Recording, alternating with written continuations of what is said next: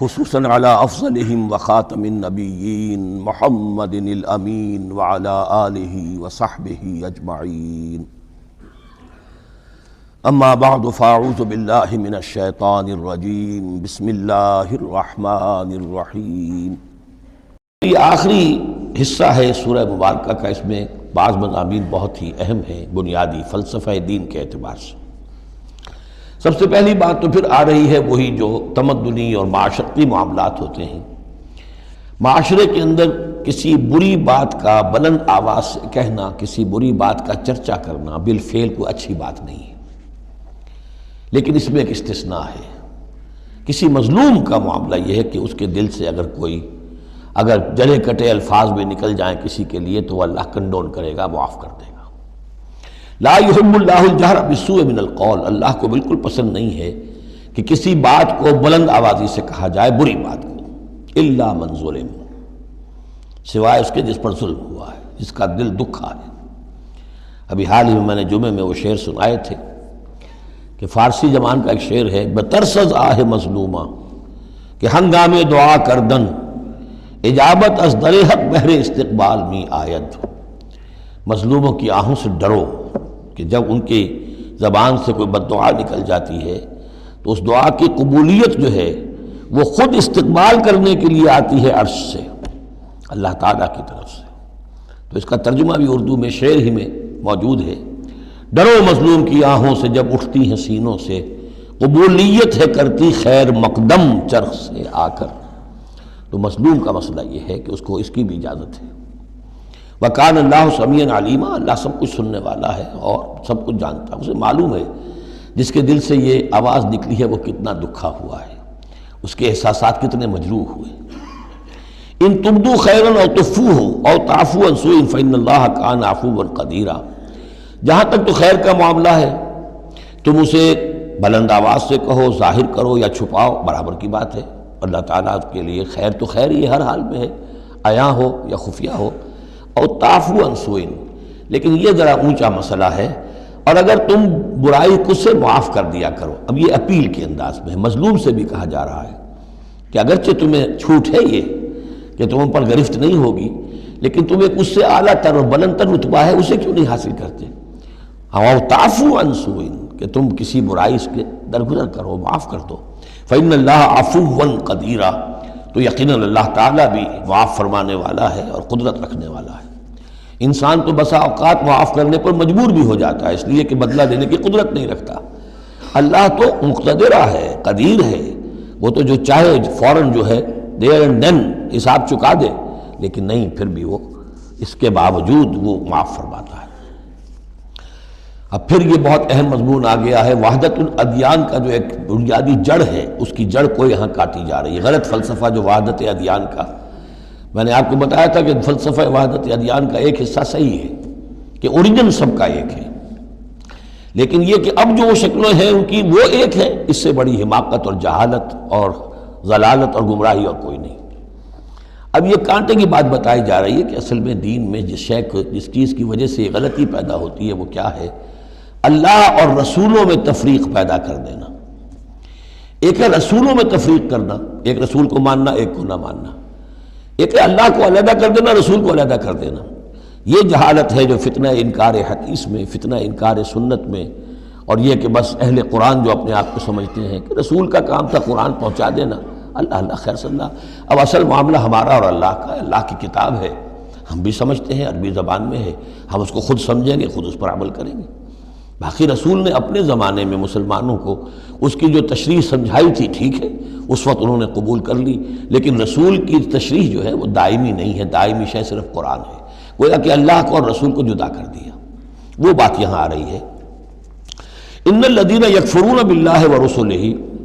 یقیناً وہ لوگ جو کفر کرتے ہیں اللہ کا اور اس کے رسولوں کا، وَيُرِيدُونَ أَن يُفَرِّقُوا بَيْنَ اللَّهِ وَرُسُلِهِ، اور وہ چاہتے ہیں کہ تفریق کر دیں اللہ کے اور اس کے رسولوں کے مابین۔ یہ دین الہی بھی یہی تھا کہ بس اللہ کا دین سمجھو، رسول سے کیا نسبت ہے؟ جب رسول کی نسبت ہو جائے گا یہ دین مسیح ہے، یہ دین موسیٰ ہے، یہ دین عیسیٰ ہے، یہ دین فلاں ہے، اگر رسولوں کا یہ فیکٹر جو ہے جو ڈفرینشیٹنگ فیکٹر ہے نکال دیا جائے تو اللہ تو سب کا کامن ہے، تو دین الہی ہو گیا۔ ان الذین یکفرون باللہ ورسلہ ویریدون ان یفرقوا بین اللہ ورسلہ ویقولون نؤمن ببعض ونکفر ببعض، اور وہ یہ کہتے ہیں کہ ہم کچھ کو مانیں گے کچھ کو نہیں مانیں گے، یعنی اللہ کو مانیں گے، رسولوں کا ماننا ضروری نہیں ہے، اللہ کی کتاب کو مانیں گے، رسول کی سنت کا ماننا کوئی ضروری نہیں۔ وَيُرِيدُونَ أَن يَتَّخِذُوا بَيْنَ ذَلِكَ سَبِيلًا، اور وہ چاہتے ہیں کہ اس کے بین بین ایک راستہ نکال لیں، اللہ کو ایک طرف کر دیں، رسول کو ایک طرف کر دیں۔ أُولَٰئِكَ هُمُ الْكَافِرُونَ حَقًّا، یہ لوگ کٹر کافر ہیں، ان کے کافر ہونے میں کوئی شک نہیں، یہ حق کہ یہ کافر ہیں۔ وَأَعْتَدْنَا لِلْكَافِرِينَ عَذَابًا مُهِينًا، اور ہم نے ایسے کافروں کے لیے بڑا اہانت آمیز عذاب تیار کر رکھا ہے۔ والذین آمنوا باللہ ورسلہ، اور جو لوگ ایمان رکھتے ہیں اللہ پر اور اس کے رسولوں پر، ولم یفرقوا بین احد منہم، اور انہوں نے ان میں سے کسی کے مابین کوئی تفریق نہیں کی، نہ اللہ کو رسول سے جدا کیا نہ رسول کو رسول سے جدا کیا، ہم تو سب کو مانتے ہیں، لا نفرق بین احد من رسلہ، ان کو بھی مانتے ہیں جن کے نام قرآن مجید میں آ گئے ہیں، اور مانتے ہیں کہ اور بھی بے شمار آئے ہوں گے، یقین کے ساتھ نہیں کہہ سکتے، تعین کے ساتھ نہیں کہہ سکتے، یہ معلوم ہے اور بھی بہت نبی آئے ہیں، کسی پرٹیکولر پرسن کے بارے میں یقین کے ساتھ نہیں کہہ سکتے، یہ یقین سے کہہ سکتے کہ بے شمار نبی اور بھی آئے، رسول اور بھی آئے۔ لم یفرقوا بین احد منہم اولئک سوف یؤتیہم اجورہم، یہ وہ لوگ ہیں کہ جنہیں اللہ تعالیٰ ان کے اجر عطا فرمائے گا، وکان اللہ غفورا رحیما، اور یقیناً اللہ تعالیٰ غفور الرحیم ہے۔ یسألک اہل الکتاب ان تنزل علیہم کتاب من السماء، یہ اہل کتاب، یہ یہودی ہے، محمد صلی اللہ علیہ وسلم آپ سے مطالبہ کر رہے ہیں کہ ان پر ایک کتاب آسمان سے اتاری جائے، یعنی جیسے تورات اتری تھی۔ آپ تو کہتے ہیں مجھ پر وحی آتی ہے، کہاں لکھی ہوئی ہے وہ وحی، کون لایا ہے ہمیں تو پتہ نہیں، موسیٰ کو تو وہ لکھی ہوئی ملی تھی اور وہ پتھر کی تختیوں میں لے کر آئے تھے۔ یسألک اہل الکتاب ان تنزل علیہم کتاب من السماء فقد سألوا موسیٰ اکبر من ذلک، تو اے نبی آپ فکر نہ کریں، ان کی پرواہ نہ کریں، انہوں نے، ان کے آباء و اجداد نے موسیٰ سے اس سے بھی بڑھ کر مطالبے کیے تھے۔ فقالوا ارنا اللہ جہرۃ، یاد کرو کہ وہ اللہ سے، انہوں نے تو یہ مطالبہ بھی کیا تھا کہ ہمیں دکھاؤ اللہ کو عیاناً، ہم خود دیکھنا چاہتے ہیں۔ فاخذتهم الصاعقۃ بظلمہم، تو ان کی اس گناہ کی پاداش میں انہیں ایک کڑک نے آ پکڑا تھا۔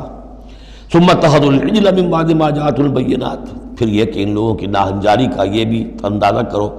کہ جبکہ واضح نشانیاں ان کے پاس آ چکی تھیں، 9 معجزے حضرت موسیٰ کے وہ دیکھ چکے تھے،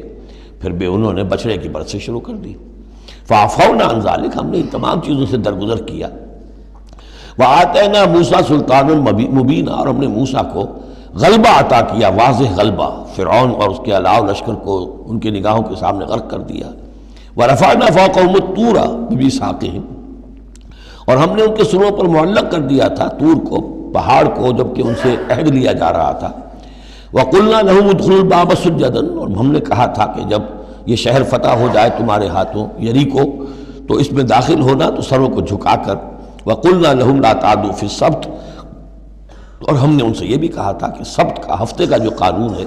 اس میں حد سے تجاوز نہ کرو۔ واخذنا منهم ميثاقا غليظا، اور ہم نے ان تمام باتوں کے ان سے بڑے گاڑھے قول و قرار لیے تھے، بہت گاڑھے معاہدے کیے تھے۔ فبما نقضهم ميثاقهم، اب یہاں ان کے کچھ جرائم کی فہرست آ رہی ہے، اور یہاں یوں سمجھیے کہ مبتدا ہی کی تکرار ہو رہی ہے، اس میں جو خبر ہے وہ گویا کہ وہ محذوف ہے، یوں پہلے اگر سمجھ لیں گے تو بات یوں بنے گی، فبما نقضهم ميثاقهم لعناهم، تو انہوں نے جو ہمارے میثاق کو توڑا اور توڑتے رہے، جو بھی وعدے کیے تھے، ہم نے ان پر لعنت کر دی بس۔ لیکن یہ لعناہم اتنی واضح بات تھی کہ اس کو کہنے کی ضرورت نہیں آئی، بلکہ اور ان کے جرائم کی فہرست بیان ہو رہی ہے۔ فبما نقضهم ميثاقهم وکفرهم بآیات اللہ، اللہ کی آیات کے انکار کے سبب سے، وقتلهم الانبیاء بغیر حق، اور ان کا انبیاء کا قتل کر دینا بغیر حق، وقولهم قلوبنا غلف، اور ان کے اس کہنے کی پاداش میں کہ ہمارے دل تو غلافوں میں بند ہیں، بل طبع اللہ علیہا بکفرہم، بلکہ حقیقت یہ ہے کہ اللہ نے ان کے اوپر مہر کر دی ہے ان کے کفر کے باعث۔ فلا یؤمنون الا قلیلا، ہاں واقعتاً اب وہ ایمان نہیں لائیں گے مگر بہت ہی شاذ۔ وبکفرہم وقولہم علی مریم بہتانا عظیما، اور بسبب ان کے اس کفر کے جو انہوں نے کیا اور جو انہوں نے مریم پر ایک بہتان عظیم لگایا، حضرت مریم سلام علیہا پر بہتان یہ لگایا کہ یہ زنا کیا ہے اور یہ یوسف نجار کا بیٹا ہے یہ مسیح، اگرچہ ان کے روایات کے مطابق یہ ہے کہ ان کی نسبت تھی، یوسف نجار بڑھئی تھے ایک، ان کے ساتھ حضرت مریم کی نسبت ہو چکی تھی، لیکن وداعی نہیں ہوئی تھی، لیکن وداعی سے پہلے ہی ان کے مابین تعلق ہوا اور یہ بیٹا ہو گیا، تو یہ تو پھر ولد الزنا ہوا۔ یہ تھی اتنی بڑی بات تھی جو وہ کہتے ہیں، اور اس کو باقاعدہ پکچرز بنا کے امریکہ میں چلاتے ہیں، سن آف مین، تم جسے سن آف گاڈ کہتے ہیں وہ سن آف مین ہے۔ اب سن آف مین جو ہے اس کو سمجھ لیجئے کہ اس کا مطلب کیا ہوا پھر، کہ آؤٹ آف ویڈ لاک ہی تو آخر ہوا نا، اس کا جو پیدا ہوا اگر حضرت مسیح تو وہ صحیح جائز ولادت سے تو نہ ہوا، اگر انسان کا بیٹا ہے۔ بہرحال اتنے بڑے بڑے بہتان لگائے۔ وَبِكُفْرِهِمْ وَقَوْلِهِمْ عَلَىٰ مَرْيَمَ بُهْتَانًا عَظِيمًا وَقَوْلِهِمْ إِنَّا قَتَلْنَا الْمَسِيحَ عِيسَى ابْنَ مَرْيَمَ رَسُولَ اللَّهِ، اور بسبب ان کے یہ کہنے کہ ہم نے قتل کیا مسیح کو، عیسیٰ ابن مریم کو، رسول اللہ، اللہ کے رسول کو۔ یہ رسول اللہ ان کا لفظ نہیں ہے، یہ اللہ کی طرف سے سائن آف ایکسکلیمیشن کے ساتھ، اچھا ان کا دعویٰ یہ ہے کہ انہوں نے اللہ کے رسول کو قتل کیا، جبکہ رسول تو قتل ہو ہی نہیں سکتا۔ کتب اللہ لأغلبن انا ورسلی، یہ تو اللہ کا فیصلہ ہے، طے شدہ لکھا ہوا ہے کہ میں اور میرے رسول تو غالب آ کر رہیں گے۔ تو ان کی تو یہ جرتیں ہیں کہ یہ سمجھتے ہیں کہ انہوں نے اللہ کے ایک رسول کو قتل کیا ہے۔ وما قتلوہ وما صلبوہ، ہرگز انہوں نے قتل نہیں کیا، نہ اسے سولی دی، ولیکن شبہ لہم، بلکہ اس کی شبیہ بنا دی گئی ان کے لیے، صورت بنا دی گئی، مشابہت کر دی گئی اس کے ساتھ ان کے لیے، کہ انہوں نے جس کو سمجھا ہے کہ وہ مسیح ہے، وہ مسیح نہیں تھا، وہ مسیح کی جگہ کوئی اور تھا، جو انجیل برنباس سے معلوم ہوتا ہے کہ جوڈاس اسکیریوٹ جو کہ حواریین میں سے ایک تھا، ویسے اس کی نیت اور تھی، بد نیتی نہیں تھی، وہ ایک لمبی بات ہو جائے گی، اس کا وقت دورہ قرآن میں نہیں ہے، نیت اس کی کچھ اور تھی، لیکن اس نے گرفتار کرایا تھا، اور اس گرفتاری کے پاداش میں پھر اللہ تعالیٰ نے اس کی شکل جو حضرت مسیح کی بنا دی، اور حضرت مسیح کی جگہ وہ پکڑا گیا اور سولی چڑھا۔ وما قتلوه وما صلبوه ولكن شبه لهم وان الذين اختلفوا فيه لفي شك منه، اور جو لوگ اس کے بارے میں اختلاف میں پڑے ہوئے ہیں وہ شکوک و شبہات میں ہیں، انہیں خود پتہ نہیں کہ ہوا کیا، کیسے ہوا۔ ما لهم به من علم، ان کے پاس اس کے ضمن میں کوئی علم نہیں ہے، الا اتباع الظن، سوائے اس کے کہ اٹکل پچو کے تیر چلاتے ہیں۔ وما قتلوه یقینا، یہ بات یقینی ہے کہ اسے قتل نہیں کیا گیا، وہ قتل نہیں ہوا، وہ صلیب نہیں دیا گیا علیہ الصلاۃ والسلام، بل رفع اللہ الیہ، بلکہ اللہ نے اسے اٹھا لیا اپنی طرف۔ وکان اللہ عزیزا حکیما، اور اللہ تعالیٰ زبردست ہے، کمال حکمت والا۔ اس کی تفصیل میں آپ کو پہلے بتا چکا ہوں کہ کیا شکل پیش آئی تھی اس باغ میں جہاں حضرت مسیح اپنے حواریین کے ساتھ روپوش تھے، جو کہ تفصیل انجیل برنباس میں ہے۔ وَإِن مِّنْ أَهْلِ الْكِتَابِ إِلَّا لَيُؤْمِنَنَّ بِهِ قَبْلَ مَوْتِهِ، اور نہیں رہے گا اہل کتاب میں سے کوئی بھی مگر اس پر ایمان لا کر رہے گا اس کی موت سے قبل، یعنی حضرت مسیح مرے نہیں ہیں، زندہ ہیں، وہ دوبارہ آئیں گے، اور دوبارہ جب آئیں گے تو اہل کتاب میں سے کوئی شخص نہیں رہے گا جو ان پر ایمان نہ لے آئے۔ وَيَوْمَ الْقِيَامَةِ يَكُونُ عَلَيْهِمْ شَهِيدًا، اور قیامت کے دن وہی ان کے خلاف گواہ بن کر کھڑا ہوگا۔ یہ خلاف گواہی وہی آ گئی جو ہم نے پڑھا تھا 41ویں آیت میں، فَكَيْفَ إِذَا جِئْنَا مِن كُلِّ أُمَّةٍ بِشَهِيدٍ وَجِئْنَا بِكَ عَلَىٰ هَٰؤُلَاءِ شَهِيدًا، ہر نبی کو اپنی قوم کے خلاف گواہی دینی، لہذا حضرت مسیح علیہ السلام اپنی اس قوم، اپنی امت کے خلاف گواہی دیں گے۔ فَبِظُلْمٍ مِّنَ الَّذِينَ هَادُوا حَرَّمْنَا عَلَيْهِمْ طَيِّبَاتٍ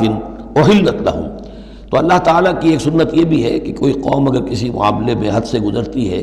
تو اس کو سزا کی ایک شکل یہ بھی ہوتی ہے کہ حلال چیزوں سے بھی محروم کر دیا جائے، حرام کر دی جائیں۔ تو ان لوگوں نے جنہوں نے یہودیت اختیار کی، ان کی اسی غلط روش کے باعث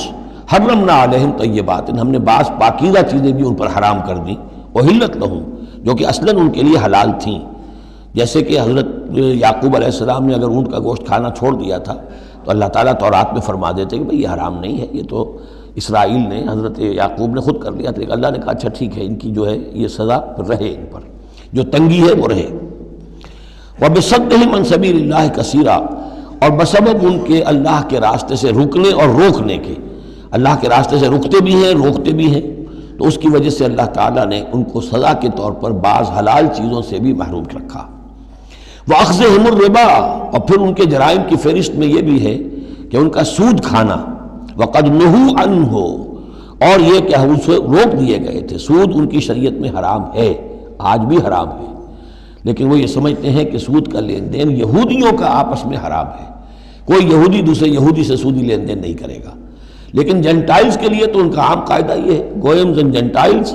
ان کے لیے کوئی ہم پر لیس علینا فی الامیین سبیل، ہم پر کوئی گرفت ہے ہی نہیں، کوئی ذمہ داری ہے ہی نہیں، ہم جیسے چاہیں کریں، لوٹیں کھسوٹیں، جس طرح چاہیں دھوکہ دیں، اور تو ظاہر بات ہے سود میں تو پھر کوئی قباحت رہی نہیں۔ وَأَخْذِهِمُ الرِّبَا وَقَدْ نُهُوا عَنْهُ وَأَكْلِهِمْ أَمْوَالَ النَّاسِ بِالْبَاطِلِ، اور بسبب ان کے لوگوں کے مال ناحق ہڑپ کرنے کے، وَأَعْتَدْنَا لِلْكَافِرِينَ مِنْهُمْ عَذَابًا أَلِيمًا، اور ان میں سے جو کافر ہیں جنہوں نے اب کفر کی بھی روش اختیار کر لی ہے، ان کے لیے ہم نے بہت دردناک عذاب تیار کر رکھا ہے۔ لَٰكِنِ الرَّاسِخُونَ فِي الْعِلْمِ مِنْهُمْ وَالْمُؤْمِنُونَ، لیکن جو لوگ ان میں سے پختہ علم والے ہیں جیسے عبداللہ ابن سلام رضی اللہ تعالی عنہ، اور اہل ایمان جو ہے جو محمد پر ایمان لائے ہیں صلی اللہ علیہ وسلم، یؤمنون بما انزل الیک وما انزل من قبلک، وہ تو ایمان رکھتے ہیں اس پر بھی جو اے نبی آپ کی طرف نازل کیا گیا، اور اس پر بھی کہ جو آپ سے پہلے نازل کیا گیا، والمقیمین الصلاۃ، اور وہ تو نماز کے قائم کرنے والے ہیں، والموتون الزکاۃ، اور زکوٰۃ کے ادا کرنے والے ہیں، والمؤمنون باللہ والیوم الآخر، اور ایمان رکھنے والے ہیں اللہ پر بھی اور یوم آخر پر بھی، اولئک سنؤتیہم اجرا عظیما، یہ وہ لوگ ہیں کہ جنہیں ہم اجر عظیم عطا فرمائیں گے۔ یہاں بھی آپ دیکھ رہے ہیں کہ ابھی تھوڑی سی گنجائش رکھی جا رہی ہے کہ اہل کتاب میں سے بھی اگر کوئی ایلیمنٹ ہے، کوئی کہیں کونے کھجرے میں پڑا ہوا جس کے اندر فطرت جو ہے ابھی کچھ موجود ہے، سلامتی کسی درجے میں ہے، تو جس طریقے سے بھی ہو، یعنی بچا کھچا بھی اگر اس کان میں کوئی ہیرے کا ٹکڑا پڑا ہوا تو وہ بھی نکل آئے، بجائے اس کے کہ ابھی آخری دروازہ بند کر دیا جائے، تو نہ آخری دروازہ ابھی بند کیا منافقین پر اور نہ ان پر کیا۔ لیکن راسخون فی العلم منہم، اب ان میں سے اشارہ کر دیا گیا کہ ان میں سے بھی کچھ ہو سکتے ہیں، باقی اہل ایمان کی روش تو یہ ہے ہی، والمؤمنون یؤمنون بما انزل الیک وما انزل من قبلک والمقیمین الصلاۃ والموتون الزکاۃ والمؤمنون باللہ والیوم الآخر اولئک سنؤتیہم اجرا عظیما۔ بارک اللہ لی ولکم فی القرآن العظیم ونفعنی وإیاکم بالآیات والذکر الحکیم۔